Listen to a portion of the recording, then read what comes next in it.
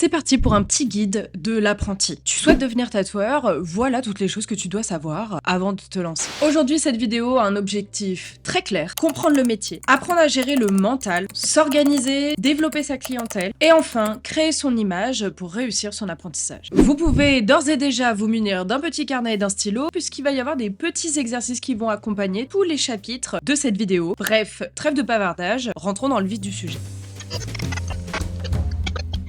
Une journée type d'un tatoueur, qu'est-ce que c'est? En général, on se retrouve environ 1 heure avant l'arrivée des clients. L'idée, c'est de déjà avoir le temps de se poser, boire un petit café, faire un débrief avec l'équipe et faire le ménage des lieux. Ensuite, on va pouvoir installer tout le matériel, donc les plans de travail pour les clients qui vont arriver dans la journée, avec le matériel à usage unique. Ensuite, on va accueillir le client, poser le stencil, faire valider, faire sécher le stencil. Après, bien sûr, il y a la session tatouage, le fait de prendre des photos, nettoyer son boost, son emplacement tatou. On va faire un petit peu de comptabilité de la journée et gérer son planning, son agenda pour les jours à venir. Et pourquoi pas prendre le temps aussi de répondre à ses clients.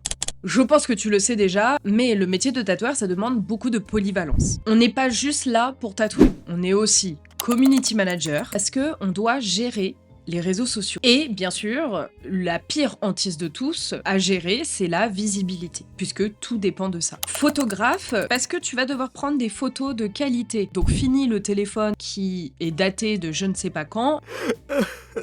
Le but, c'est qu'on soit sur du 4K, etc. Puisque les photos et vidéos que l'on va produire sont les mêmes qui vont nous servir à faire notre communication. Et les gens, on va pas se cacher, sont de plus en plus exigeants, puisque le niveau est de plus en plus haut, tout simplement. Monteur vidéo, parce qu'il va falloir créer du contenu engageant.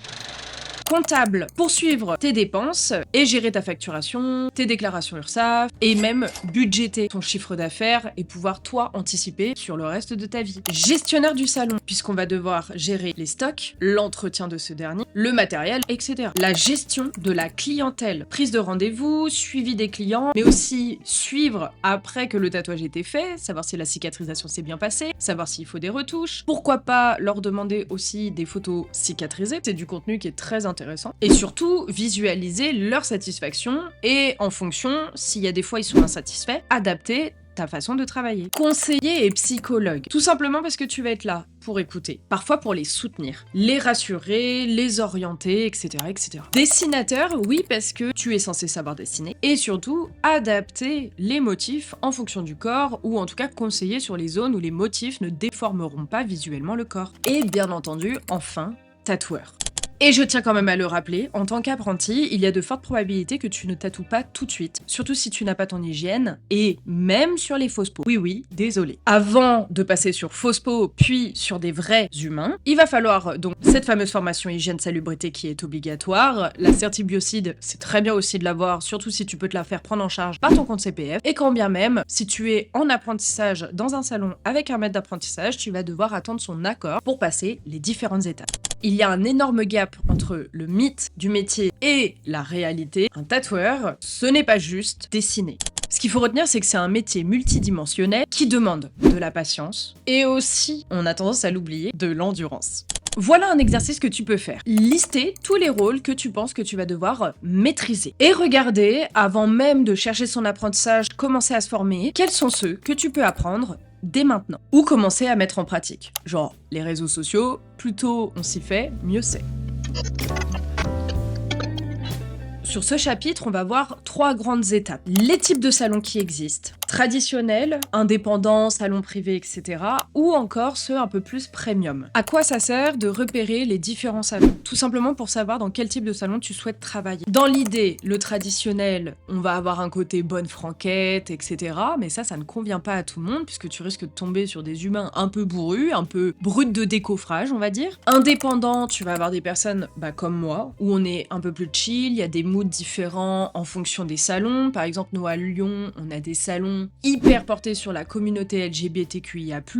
On va avoir des salons entre deux comme le mien, où on tatoue tout le monde avec grand plaisir. On va avoir des salons spécialisés dans les peaux noires, etc., etc. Et après, dans le haut de gamme, là, on est vraiment sur des tatouages qui coûtent beaucoup plus cher. Souvent, ils sont beaucoup plus durs à accéder. Ils demandent une certaine, soit notoriété au niveau visibilité. Si tu l'as déjà travaillé, ça peut être un plus. Il faut toujours être vraiment bien sapé. Et puis surtout, pouvoir justifier d'un travail en lien avec le prix que vont demander ces salons haut de gamme. Donc à toi de voir le mood que tu préfères, dans lequel tu penses te sentir le plus à l'aise pour travailler par la suite.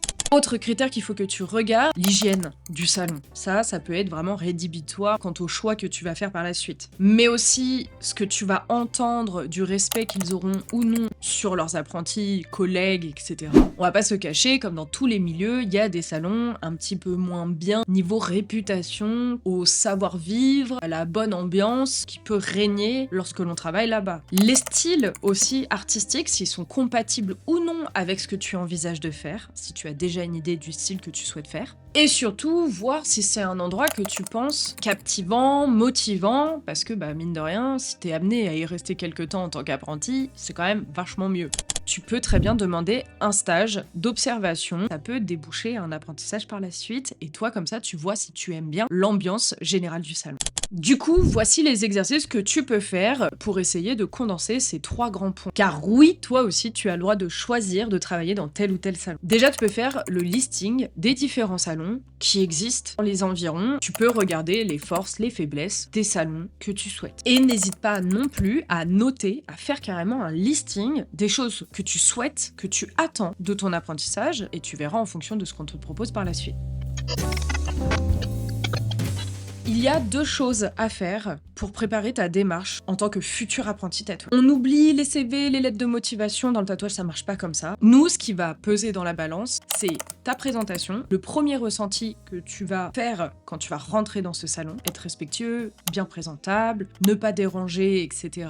N'hésite pas à soit envoyer des petits messages par Instagram, souvent les gens te répondront pas, et ça peut être un truc à faire pour savoir si les personnes sont disponibles pour te recevoir, ou le mieux c'est de te déplacer dans les salons de tatouage. Une fois de plus, ça monte ta motivation, même si je sais que c'est un exercice très compliqué pour certains.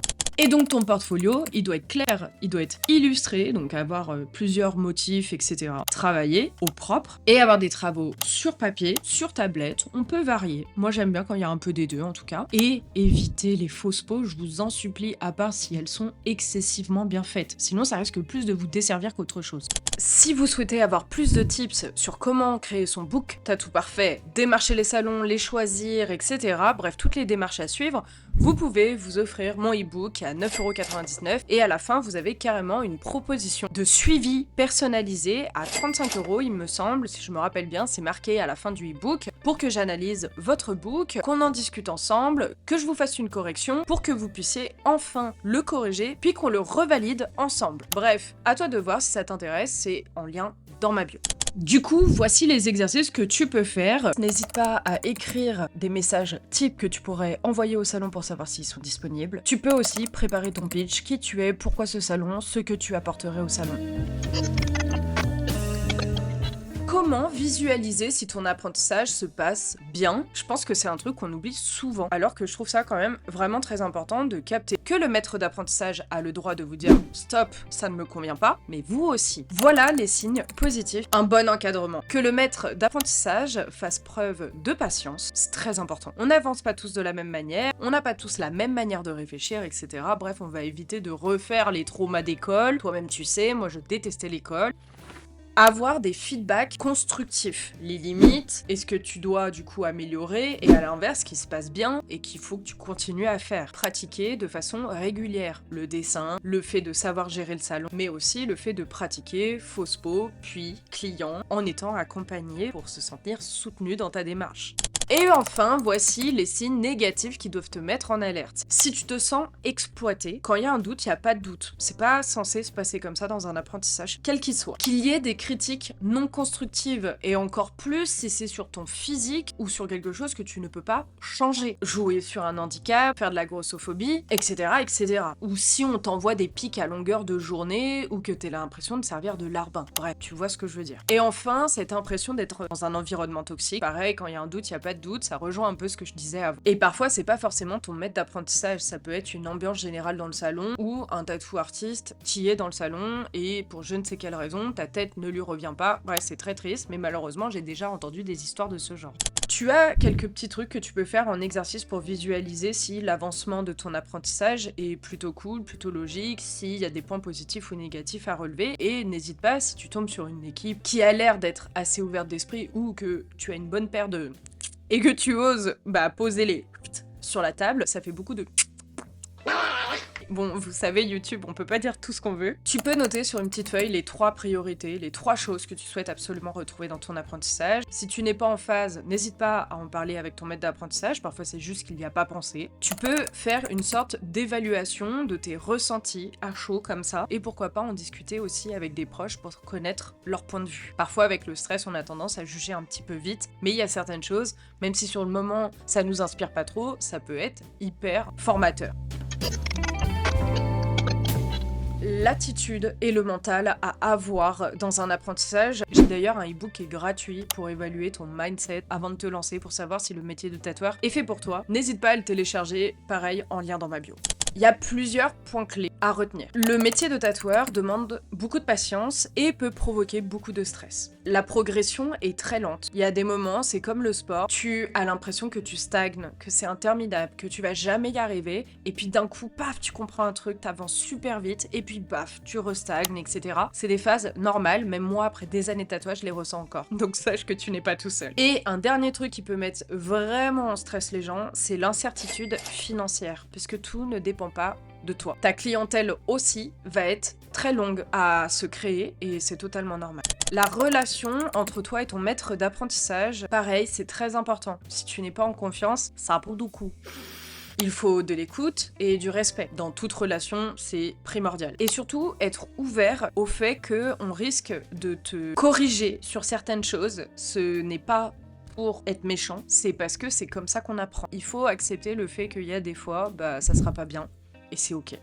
La communication et l'image dans notre métier, c'est hyper important. Il faut montrer du sérieux, mais aussi du professionnalisme, la base, et aussi savoir rassurer les clients comme je le disais. Avoir une bonne tenue, on n'arrive pas en mode ouais freestyle parce qu'on est tatoueur, non, on s'habille bien. On est quand même dans un cadre pro. Et l'habillement, qu'on le veuille ou non, les gens vont te juger en fonction. Et dans la manière aussi que tu as de parler avec tes clients. Tu vas pas parler pareil à un habitué qu'à un client que tu n'as jamais vu. Une bonne élocution, être rassurant, être professionnel, quoi.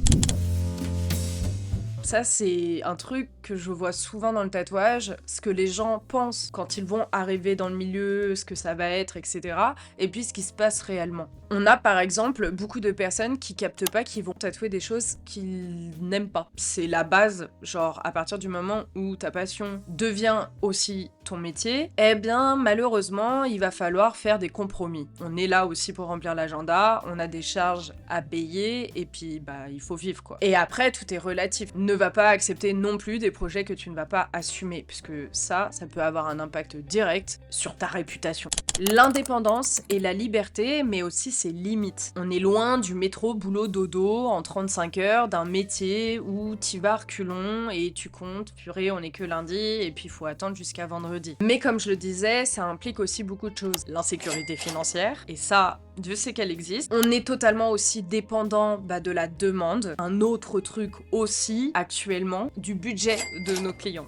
Budget qui est de plus en plus limité dans la France actuelle. For sure. Et enfin, ne pas oublier que être tatoueur, c'est aussi une charge mentale, une charge de travail très importante. Donc à toi de voir si c'est quelque chose qui te parle ou si tu préfères un petit 35 heures plus confortable. J'ai un jour une de mes apprenties, on parlait justement de ça, qui m'a dit « Ouais, mais au moins j'aurais eu le mérite de tester si le fait d'être à son compte et d'être tatoueur me convient. Alors que si je le teste jamais, je vivrais avec du regret. » Et je suis complètement d'accord avec elle. Moi, ce que je vous conseille, c'est de quand même tenter l'expérience. On sait jamais. Autant vous allez vous éclater, vous allez découvrir un truc de ouf et vous allez plus jamais quitter le métier. L'organisation, c'est primordial aussi dans notre métier. C'est souvent ça qui pêche en fait, si vous voulez, entre un tatoueur qui fonctionne sur le long terme ou non. La gestion de la clientèle est une des plus grosses sources de stress que l'on peut avoir dans ce milieu. En fait, c'est gérer l'humain, tout simplement. Fidéliser, comme je le disais, ça prend du temps. Et pour autant, il faut jamais se démotiver et continuer à poster, se renouveler tout le temps, tout le temps, tout le temps. Faut pas oublier que même une fois que tu as ta clientèle fidèle, tu vas avoir une clientèle qui va quand même tourner, même si certains sont toujours un peu là. Il y a des fois, les clients, ils ont plus forcément le budget, parfois ils n'ont plus de place pour se faire tatouer, ou juste ils font des pauses, ils ont plus l'envie de se faire tatouer et c'est ok. N'oublie pas de toujours continuer à être régulier, même dans les moments où il n'y a pas de demande de rendez-vous, parce que tes clients, s'ils te voient une fois, deux fois, trois fois, quatre fois, ils vont se dire « Oh tac, en fait j'ai cette idée de tatouage » et ils vont revenir vers toi.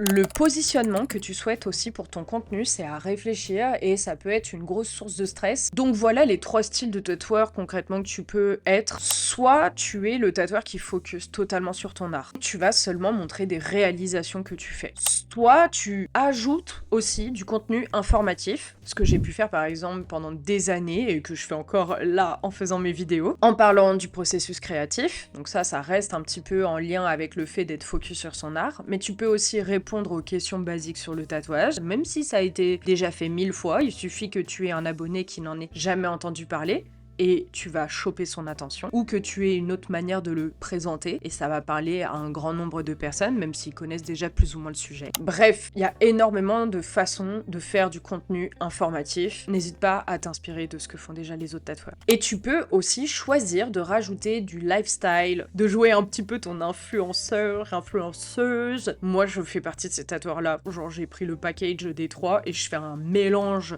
de tout. Et c'est ok, je trouve que comme ça crée un vrai lien avec les gens, et en plus comme ça pendant que tu les tatoues, ils peuvent rebondir sur « Ah, mais la dernière fois, t'étais au ski, t'es allé où ?» blablabla, ça crée pas mal de discussions, de petits sujets comme ça, et c'est super agréable. Par contre, quand c'est ça, faut être à l'aise avec l'idée de montrer ton quotidien. Après, ça donne beaucoup plus d'options de contenu, on va pas se le cacher, moi je montre toujours ce que je bouffe, par exemple, passion bouffe, toi-même tu sais, faire du storytelling. Je suis partie en voyage au Japon, voilà les inspirations que j'en ai tirées, voici les flash tattoos que j'ai créés par la suite. Mais attention, dans ces moments-là, par contre, de ne pas perdre non plus avec trop de blabla en mode tu montres que ta vie et pas du tout du tatou. En gros, l'idée c'est que tu peux perdre tes clients, genre qui comprennent plus pourquoi ils sont là. Parfois, il y en a, s'ils voient plus de tatouage, ils vont se désabonner parce qu'ils sont pas là pour ça. Alors qu'on n'oublie pas quand même que de base on est tatoueur. Fais un juste milieu de tout si tu veux travailler les 3 axes comme moi je le fais. Et il faut pas se le cacher, t'auras forcément des personnes qui vont juste te suivre pour ta vie, pour ce que tu dégages en tant que personne. C'est hyper gratifiant aussi, on va pas se le cacher. Ça sera pas forcément des personnes qui prendront rendez-vous, pour autant ça fera des abonnés en plus. À toi de voir ce que tu veux. Et toujours cette image de professionnalisme à fond,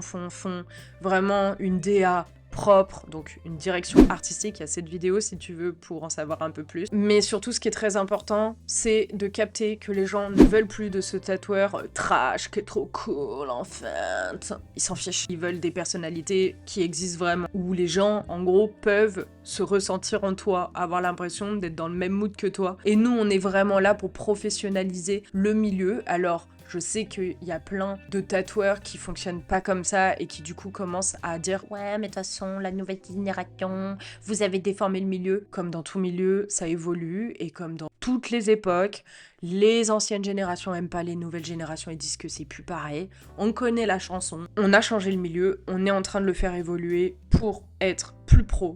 Donc, ne rentre pas dans le mode trash cool du tatoueur qui existait avant, où ils étaient les seuls au monde et de toute façon, même s'ils étaient pas agréables, les gens allaient chez eux. Travaille ton professionnalisme. C'est méga important. Et ça évitera aussi d'avoir des clients qui te stressent parce qu'ils auront des comportements un peu bizarres.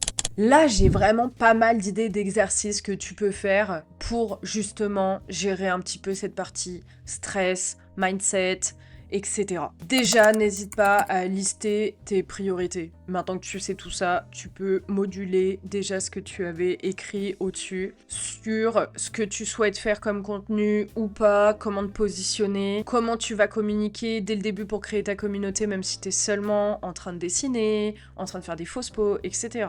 N'hésite pas à créer un planning hebdomadaire pour éviter de t'éparpiller comme je te l'ai dit juste avant. N'hésite pas aussi à faire des mises en situation avec des situations situations que tu penses qui pourraient grave te stresser. Et quand tu sens qu'elles arrivent, et ben en fait, tu t'es déjà noté comment réagir et du coup, t'as juste à focus sur ce que t'avais écrit. Et comme ça va te permettre de débloquer des situations super gênantes, celles que surtout tu veux pas te retrouver dedans. T'auras déjà pris tes petites notes et du coup, tu sauras comment gérer. N'hésite pas non plus à te créer un mini programme de tous les contenus que tu peux faire, un listing de ce que t'as vu qui a bien marché chez les autres tatoueurs, comment tu veux t'y prendre. Je sais pas, moi par exemple, le mercredi, je travaille, mais je suis pas au salon et je fais mes vidéos, je fais mes toc-toc, machin, nanan, tu connais. Et du coup, bah ça fait partie de mon organisation. Genre tous les mercredis, c'est pareil. Et n'hésite pas non plus à te faire un listing de toutes tes limites personnelles pour faire tes fiches infos avec tes clients, combien d'heures de travail tu souhaites faire pour éviter de faire une overdose de travail, c'est pas bon non plus quand on est à son compte, c'est vraiment un risque. N'hésite pas aussi à calculer combien il te faut pour vivre. Je sais que s'il y a beaucoup de gens qui ont tendance à quitter direct des tafs comme ça, etc.,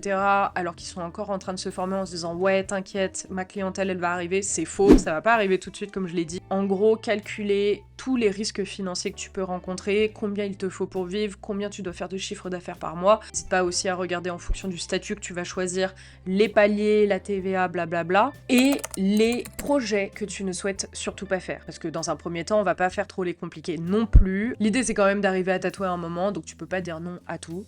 Mais s'il y a un petit listing des choses que tu ne veux absolument pas faire, genre les symboles interdits, moi ça me paraît logique. Je vais pas te faire le schéma, je pense que t'as compris. Bref, je suis même pas sûre de l'avoir fait dans le bon sens. Mais il y a pas mal de signes comme ça, de motifs, où c'est pas en phase avec ce que tu souhaites, qui tu es. Là, on va rentrer dans la dernière partie qui est le plan d'action. Et il y a 3 grands points clés dans ce petit plan. La routine, c'est très très important, ça va vous permettre stabilité, gestion du stress, éviter de s'éparpiller, tu te crées ta routine. Quand est-ce que je pratique le dessin, quand est-ce que je fais les projets, quand est-ce que je fais du réseau social, etc. etc. En exemple, tu peux faire 3-4 heures par jour de dessin et de tatou quand tu tatoueras. De l'observation, 1 à 2 jours dans la semaine, au début quand t'es apprenti c'est très bien, et après ça se transformera en gestion générale. N'hésite pas aussi à te faire des moments d'auto-évaluation pour reprendre tout ce que tu as vu, ce que tu dois améliorer, etc. C'est super important aussi d'être capable d'analyser ton suivi. Après, n'hésite pas aussi à faire des objectifs sur quelques mois. 3 mois, c'est bien. Après, on commence à plus le suivre. Genre, en 3 mois, je veux avoir tel niveau de dessin et que mon book soit fait. Le 3e truc super important, commencer à développer sa clientèle, sa communauté, parce que peu importe où tu te trouves en France, si tu as une communauté, les gens finiront par se déplacer si tu travailles bien, etc. Moi, j'ai des gens qui viennent de Bruxelles, qui viennent de Suisse, qui viennent de tous les patelins aux environs. Moi, je suis à Lyon et j'ai des gens qui viennent de Saint-Étienne qui est à 1 heure de route, de Grenoble qui est à 1h30, etc. Les gens se déplacent avec plaisir pour se faire tatouer et aussi des clients à prendre, surtout si t'es un peu paumé, ça peut toujours être des clients en plus. Mais l'idée, c'est de montrer la régularité et faire preuve de patience, parce qu'il y aura des moments de rien du tout, comme je le disais. Donc les exercices, c'est établir un plan détaillé par semaine, idéalement. Chaque dimanche soir, tu te cales, tu dis ok, cette semaine je vais faire ça. Avoir un objectif clair et pourquoi pas des objectifs sur le long terme, comme je le disais, avec des challenges d'1 mois, 2 mois, 3 mois, en fonction de ce que tu préfères. Faire un suivi des points et les analyser, ce qui est bien, ce qui est pas bien, ce qu'il faut améliorer. Mais genre tu les écris, il faut que tu puisses les retrouver. Tu peux utiliser par exemple Notion, c'est gratuit. Et comme ça, tu peux modifier. Pareil, ton planning, tu te le fais en papier, il faut un truc que tu peux bouquiner, te rappeler ce que tu avais notifié ou non. Pas dire ah ouais t'inquiète je me rappellerai de tout parce que tu seras déjà en mode panique. Il y a tellement de trucs à apprendre au début, te rajoute pas ça je t'en supplie. N'hésite pas aussi sur cette phase-là à analyser l'engagement. Tu peux après aller dans les statistiques quand tu passes ton Insta en mode pro et regarder l'évolution pour savoir quand est-ce que les gens préfèrent voir tes posts, à quelle heure, etc. Petite conclusion. Je ne sais pas du tout combien de temps va durer cette vidéo, j'ai l'impression que c'est interminable, je suis désolée. Comme je le disais, tenter l'aventure, c'est toujours mieux que de regretter à tout jamais. Ça, c'est la première chose. Donc oui, tu vas douter, je doute encore, et c'est normal. Et je dirais même que le doute fait partie intégrante de notre métier et que, en gros, si tu arrêtes de douter, tu risques de devenir un mauvais tatoueur. Je sais pas si c'est pour me rassurer que je dis ça, mais j'aime bien cette idée. Rester organisé, être patient et puis surtout ne jamais perdre de vue son focus. J'espère que les petits exercices que je t'ai donnés vont t'aider. J'essaye de vous notifier de plus en plus des petits trucs comme ça que vous pouvez mettre en place pour suivre votre progression, votre avancement et éviter de paniquer quand vous avez des trop gros doutes. N'hésite pas à t'abonner, à liker cette vidéo, à enclencher la petite cloche si tu as bien aimé tout ce que je viens de te raconter. Voilà, parce que ça me prend un peu de temps de faire ces vidéos, mais j'essaye de garder le cap, c'est compliqué parfois, vous l'avez vu, je suis pas toujours très régulière, sorry. Mais vu que c'est mon hobby, les vidéos, c'est vrai qu'il y a des fois j'ai un peu plus de mal avec le taf, surtout que là je suis en train de déménager le salon. Je vous ai fait un petit vlog qui doit être en ligne actuellement d'ailleurs. Prenez soin de vous, n'hésitez pas à me mettre un petit emoji en commentaire pour me donner la force. Et sur ce, bye.